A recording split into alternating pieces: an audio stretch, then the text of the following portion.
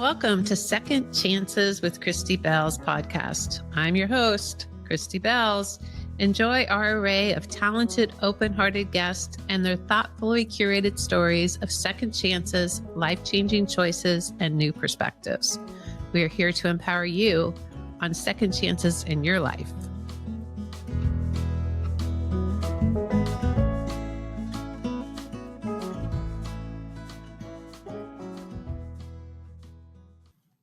Hey, welcome to Second Chances with Christy Belz, where we explore the moments that change our lives and choices that help us find our way forward. Today's guest, Nelisha Firestone, is the founder and CEO of Firestone Financial Group. Nelisha is a successful entrepreneur and a financial strategist who helps business owners create wealth and plan for the future. But her story extends far beyond business. 7 years ago, while in Breckenridge, she had a life-threatening brain bleed. In an instant, everything changed, and what followed was a journey of recovery, resilience, and ultimately a deeper understanding of purpose and leadership and what truly matters. Welcome, Nelisha, to the show. Thank you so much. Happy to be here. Yeah, beautiful. So we start the show always with something I call P2P, permission to pause. So we just are going to take a deep breath. The audience joins in, and we're just going to have the moment of silence, however you do that, just focusing on your breath. I like to close my eyes when I'm not driving.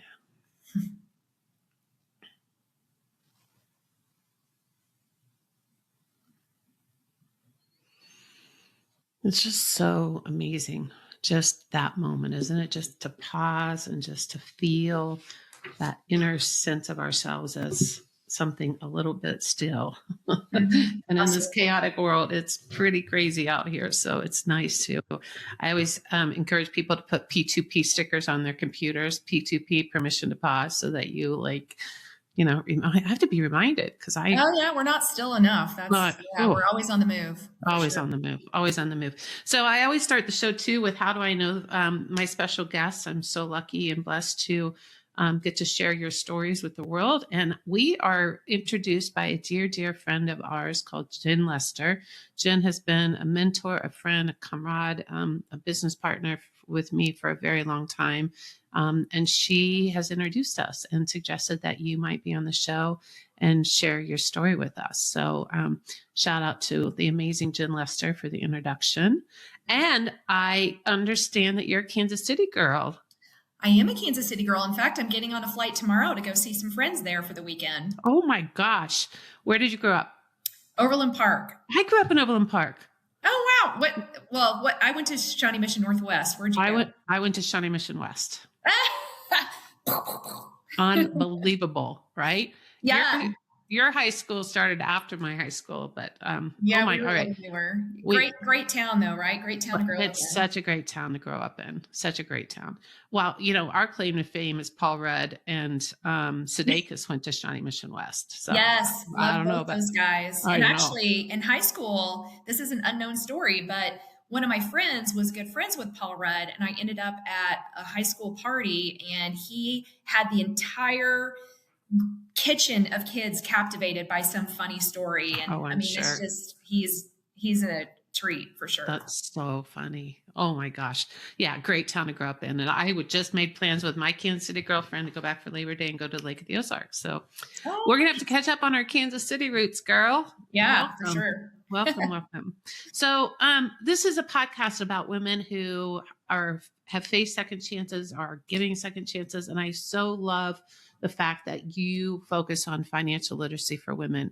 I personally have a value set around that. My son's a financial wealth manager, and he has a deep passion for financial literacy. So we share that as a family and philanthropy. And so I just got chills talking to you about what you do. And I'm so excited to share your work with the world. But we got to start with the story, girl.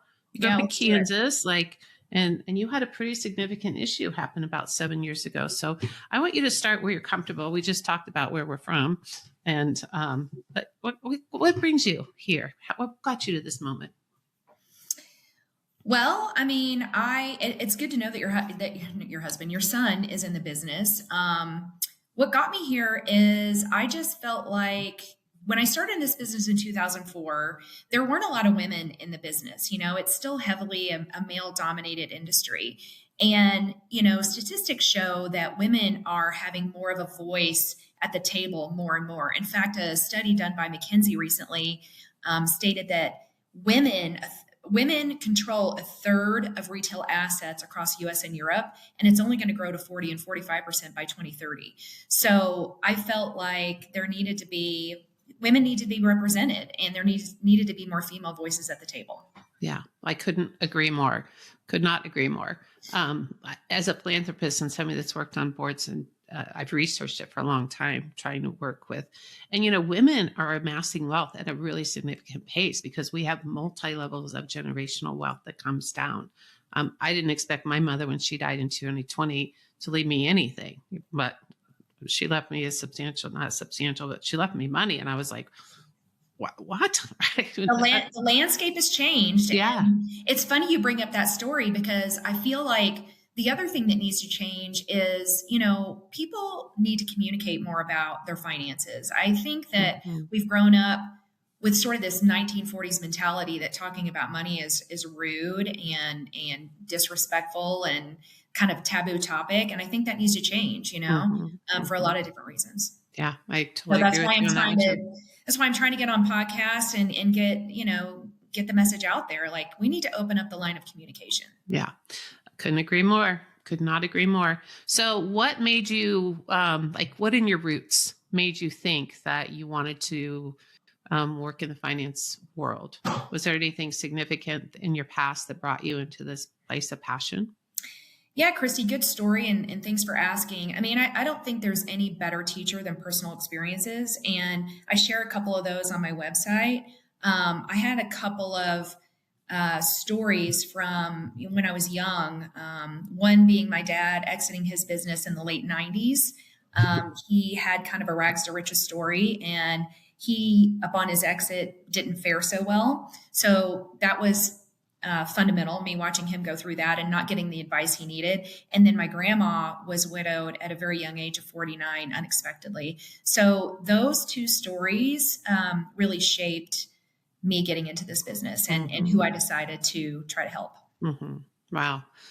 Interesting. Really fascinating.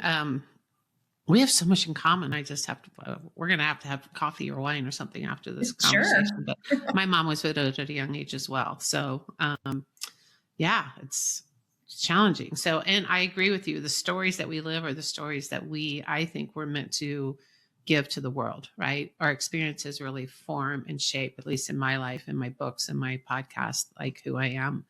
I wouldn't be me without all of that stuff and all those learnings. So. Yeah, I think you don't really realize how they shape you until you kind of look in the rear view and you're like, oh. Now it all comes together. Now I know why I have this passion.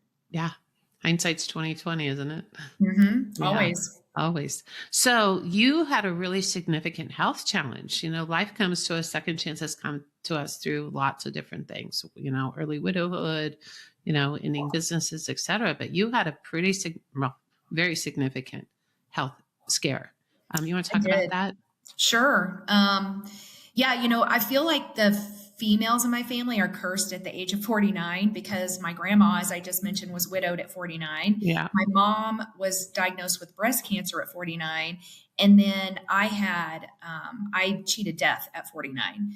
So basically what happened was, we're a big ski family. I moved here in 1999 because I love skiing, met a native. Our kids grew up skiing, and it was just like any other day.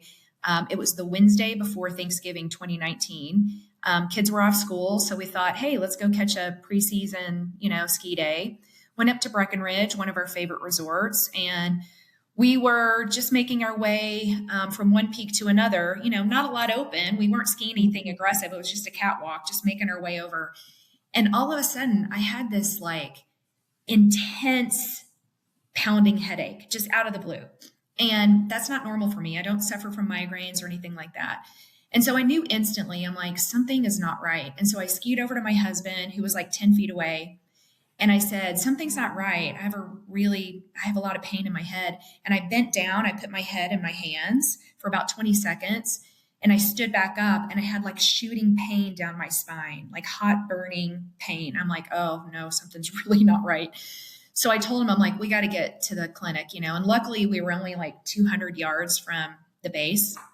So ski patrol got me on a sled, took me to the clinic, and things just sort of, it's like the Twilight Zone, you know. This doctor who had been a doctor at the base of the mountain for a really long time saved my life. Mm-hmm. And he said, I don't mean to scare you, but based on what you're telling me, I fear that you are bleeding in your brain. And I was like, what? Because I mean, that morning I would have said I was a healthy 49-year-old female, no issues, whatever. So it was very unexpected. Things happened really quickly after that. I got into an ambulance, went to Frisco, got a CAT scan, confirmed I had a brain bleed. And then they put me on a flight for life to St. Anthony's in Denver. And I just remember the most poignant moment of that whole time is, you know that it's life-threatening. Right. I'm conscious the whole time. And my young family had just gotten to the hospital, and my daughters were 10 and 8 at the time and just losing their minds. And it was really cold that day. And I remember the nurses had them huddled up in a blanket, and they're just watching me fly away, you know, and I just didn't know if I would see them again. So it still chokes me up. Of course it does. So that was a really, that was just, it's crazy. And I still think back on it and I'm like, I'm just so lucky to be here. Yeah. Yeah. So what happened? You spent a good chunk of time in the hospital, and I mean, let's tell the audience TBIs, traumatic brain injuries, but what's different about, having a concussed brain or a traumatic brain injury where you are and a brain bleed? Can you distinguish those for us in the audience? Yeah, mine was called, and it took me a week to say this correctly. It's called a subarachnoid hemorrhage. Subarachnoid hemorrhage. And I didn't fall or anything. I mean, it just happened instantly. And the doctors told me after the fact that it was probably just a weak spot in my vein system that for whatever reason decided to rupture that day. And my blood spill was less than the size of my pinky nail on my finger. I mean, it was a very small amount of blood that spilled on my brain tissue, but just that little amount causes so much pain. And I found out in the hospital. So I landed in St. Anthony's for 8 days. And the stats are, they said, a third never make it to the hospital, a third make it to the hospital and have lifelong complications. And then a third, the best third, just have a really bad week and move on with life. And luckily I was in that good third, but I was keenly aware that life could have been, very different. Very different. Yeah. That changes you. Yeah. Right? Yeah. How did that change you? I knew you were going to ask me that. So I was, thinking about that, walking my dog the other day. And, I think people that go through things like this, I think people want to hear like, oh, I am less stressed and I am full of gratitude every day. And, at the end of the day, life goes on, and that's the blessing of things like this, right? You kind of fall back into your rhythm. But I do have to say that I feel like I practice gratitude a lot more. I'm very, very aware that every day is a gift and that it can change on a dime.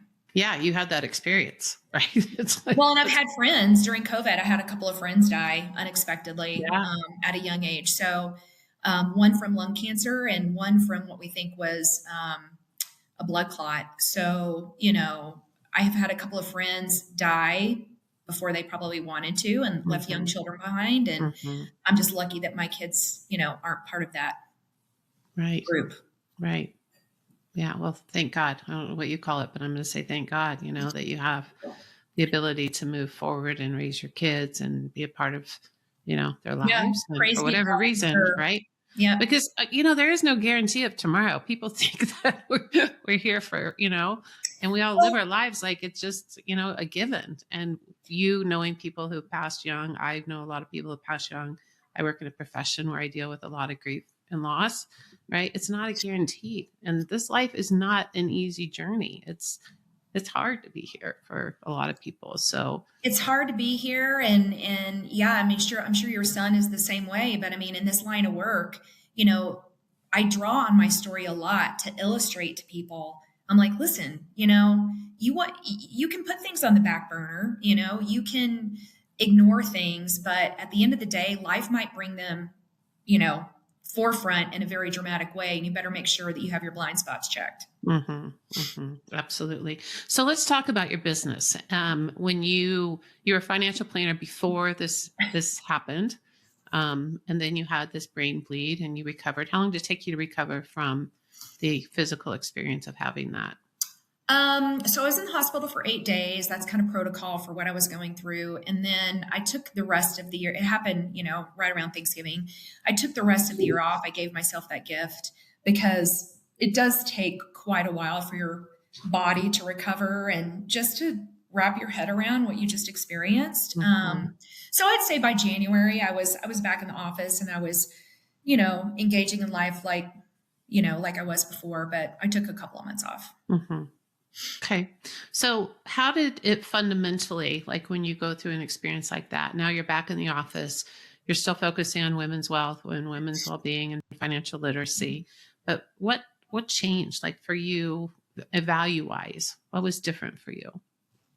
For me personally, or for how I come up alongside clients? Yeah, both. Yeah. Both.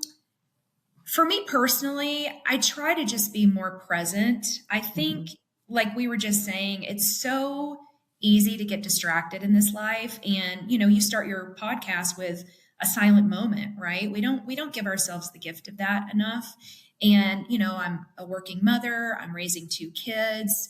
I've still got, aging parents that live in Arizona. I've got a lot of demands. So it's easy to get distracted. So I just try to be more present. I try to make sure that I don't get too caught up in what the world wants me to pay attention to, and focus on what's important to me. And going through something like what I went through, what's important to you becomes crystal clear. Yeah. So say that again. What becomes important to you becomes crystal clear. Yeah. That's what second chances are about. If I had to say, like, those moments are those moments where you're just like, boom, like that's it. Right. Yeah. And all of a sudden it shifts and you are like, oh, maybe it's more about this. Maybe it's more about this. Right. So, all right, we're going to take a quick pause right here. We'll be right back with Nelisha Firestone, and we're going to talk a little bit more about your business and women's financial literacy. We'll be right back. Let me ask you something. Have you ever noticed how the same patterns keep showing up in your life, your work, or even your relationships? That's exactly why I created Uproot. Uproot is a transformational framework that helps you uncover the unconscious patterns running your life, reconnects you with your authentic self, and intentionally creates what comes next. For years, I've taught this work in coaching, leadership programs, and workshops. And now, for the first time, Uproot is becoming an evergreen online course you can take anytime. If you're ready for a real shift, not just another inspirational idea, join the waitlist now at christybelz.com/uproot. Your next chapter starts with awareness. Welcome back to Second Chances with Christy Belz. I am just so delighted to be having this really important conversation with Nelisha Firestone. I just think this conversation of women's financial literacy is critical. It's so important. And I agree with you what you said earlier. Nelisha, we need to open the conversation more, and we need to be having more conversations about this.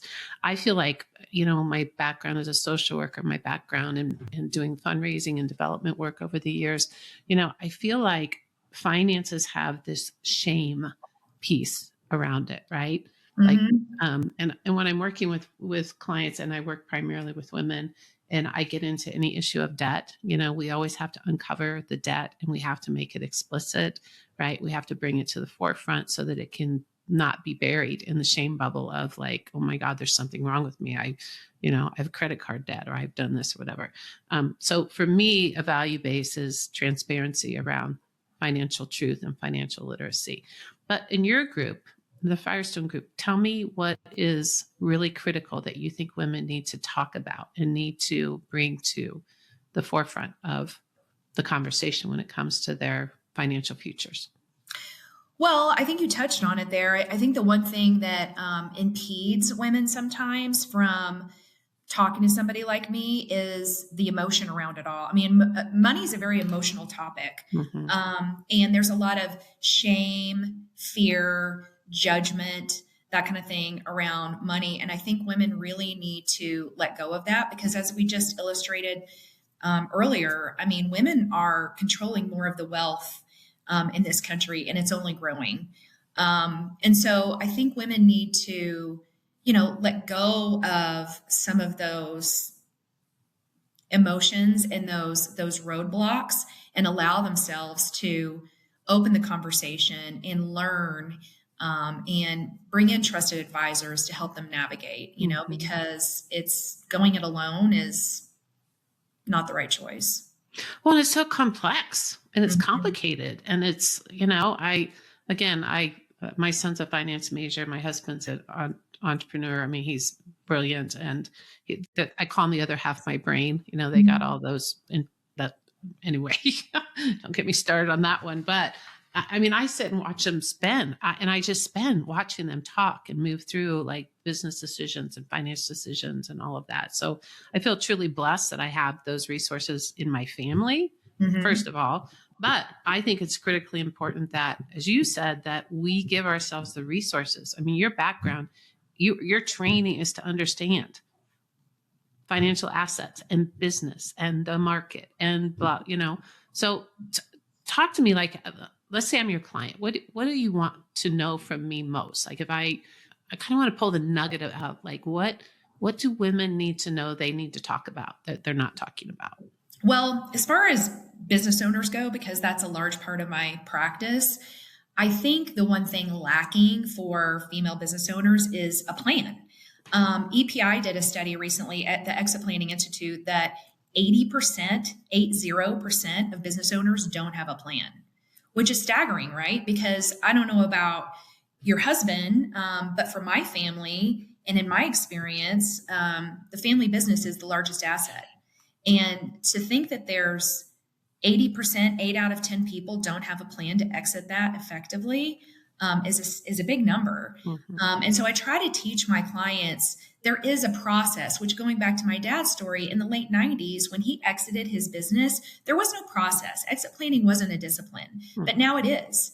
And depending on the complexity of your business, I mean, there's different professionals you need to bring to the table. So what I try to educate my clients on is business exit planning is a business strategy. It's not something you wait to do till the end. You really need to look at it about 5 years out, right? Because if you want to sell for best in class value, and you want to give yourself all the options, there needs to be a runway between planning for the exit and actually exiting. Yeah. So what we do is we teach our clients the process. I'm a CEPA, I'm a certified exit planning advisor. So we follow that process and teach our clients like, hey, this is where you are today. This is where you want to be. Let's take a look at the business and see what we can do to increase value by the time you want to sell. So it's a whole process that we need time to execute. Mm-hmm.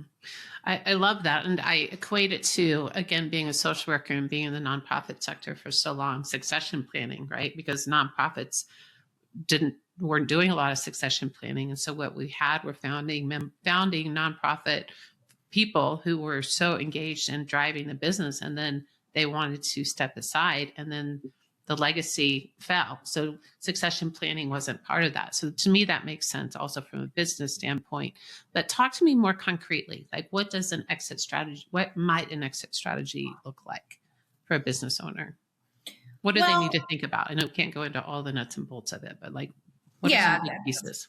Of course. Well, what I'll say is, in my experience and the people I work with, you'd be surprised to hear this, but a lot of business owners don't get their business valued often enough. Mm-hmm. So you can't really change what you don't measure. You can't grow what you don't measure. So it always starts with evaluation, right? You've got to, like, if you want to lose weight, you've got to know where you're at today to be able to make progress. Right. So what we do when we have business owners come is, we talk to them about, okay, well, what are your goals? What do you want to do? We try to understand their story because everybody's story is different. So I love hearing everybody's stories and learning how I can help be a partner in that. And usually it starts with evaluation, and then we teach them. We're like, okay, well, and the other piece that's missing a lot for people is figuring out how that business equity fits into their personal balance sheet. So that's where my team and I really bring our value, is helping people figure out, okay, well, if you spend this much and your business is worth this much, how do you unwind that most tax efficiently to create an income stream that you don't outlive?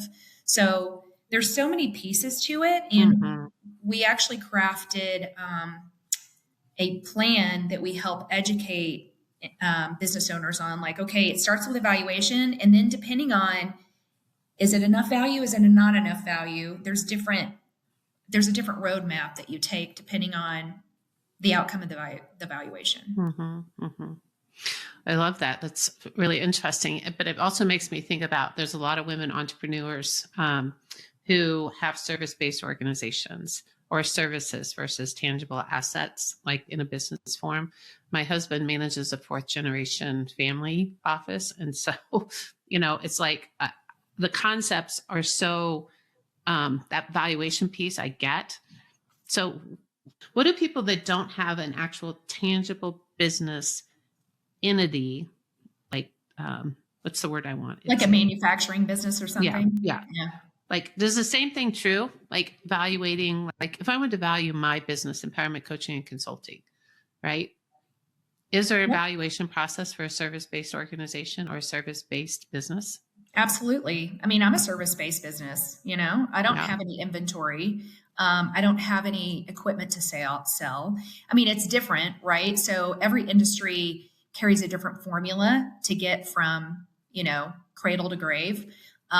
It's different for me than it would be somebody who owns a manufacturing company. But yes, so again, we don't do the business valuations in our office. That's not our skill set, but we do bring professionals to the table to help with that. So really, we act as like the quarterback. Yeah. And then depending on what the needs are of the client, we bring in those professionals to help accomplish answering these questions. Okay. So I get it. We start with evaluation. You've got to know what you're worth, what you have, what your assets are, et cetera, right? What else? What else do women need to know that when they start thinking or planning towards their future and their wealth and their financial legacy going forward? Well, I think they need to be, I think they need to give themselves time. You started your podcast with a moment, right? And so I think the other thing that we don't do as women is really give ourselves the time and space to think about, okay, I've spent 10, 20, 30, 40 years building this business, and it's my community, it's my legacy, it's my routine, it's everything, right? So I think the other thing that women and men need to do is really, before they exit their business, define that next chapter. I think not enough people do a good job doing that. And what happens is, if you spend your life building a business and you don't have that next chapter well defined, typically what we find, in my experience, is people back out of the exit. They're not happy. They go back to work. So I think defining that next chapter is really important. I love that. Right? Because we get so identified with what we do in work as who we are. That is a core issue, right? We think we are what we do, and not understanding that there's something beyond all of what you do, right? And defining that for yourself. I love that. I think that's really brilliant advice. We've got to know what the next chapter is.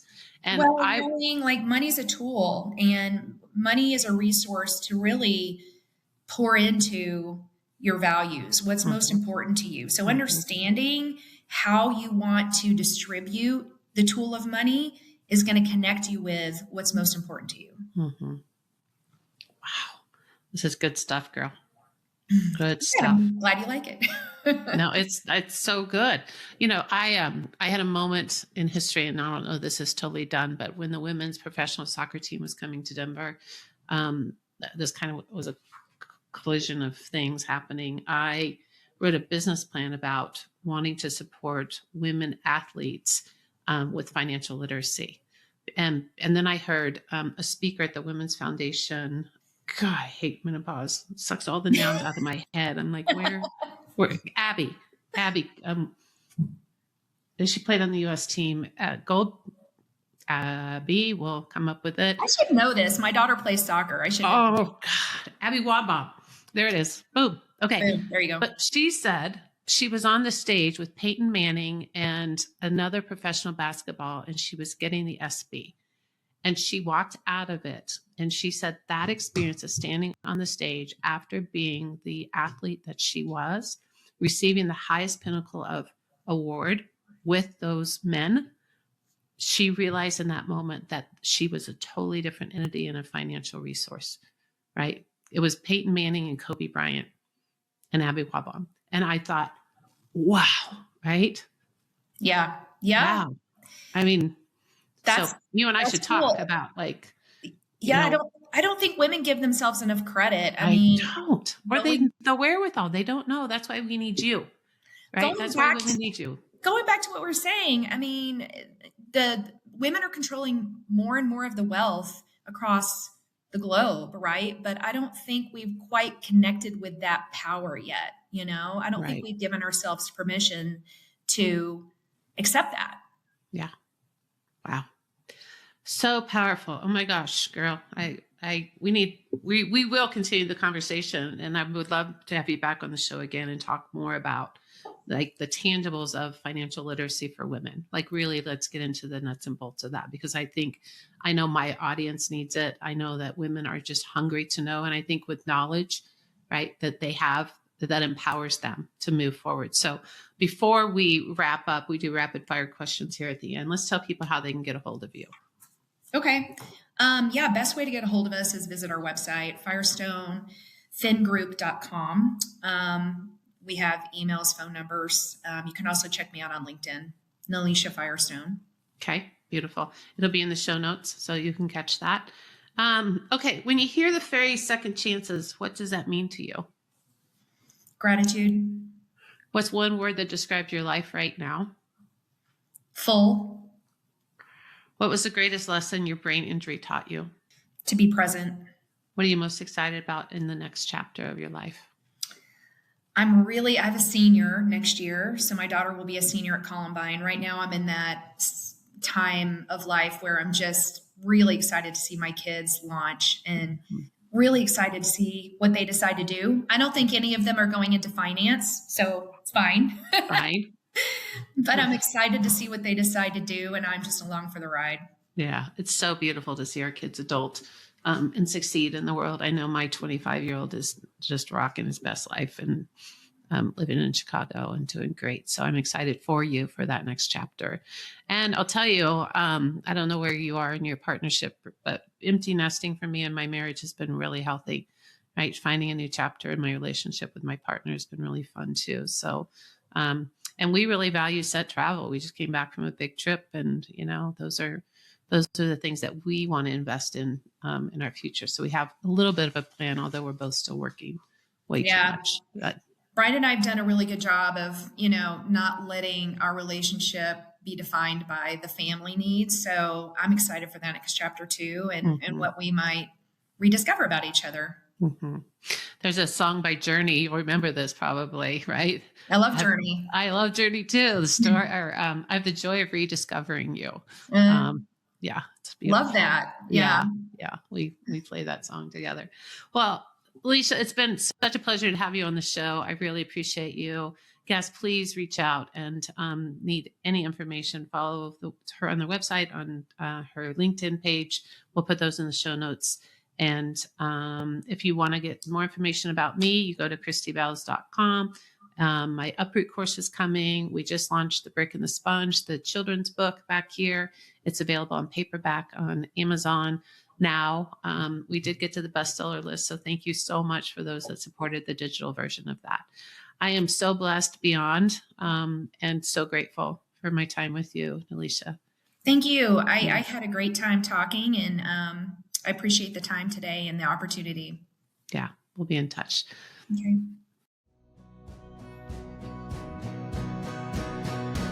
It is the joy of my life to showcase the voices of people and the messy details of life's journey. As you have experienced, my guests are thriving with purpose and style, but that does not mean that their life is easy and without challenges. I've dedicated my life to you and your journey. Thank you for listening to Second Chances with Christy Belz.